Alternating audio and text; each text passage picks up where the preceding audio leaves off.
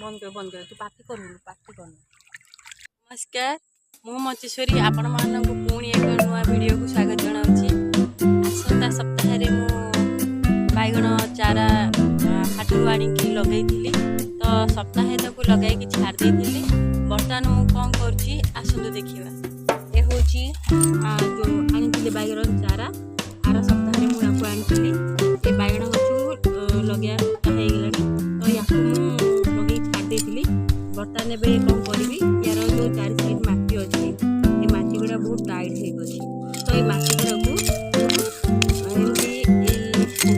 कौन कहते आपण एरिया मुझे जानी किंतु आमर एपटे यहाँ कहते खेलुआ कोड़ी तो या खेलुआ कोड़ी कहते तो ये मुझे यार चार साइड मटी को परिष्कार कर दूची।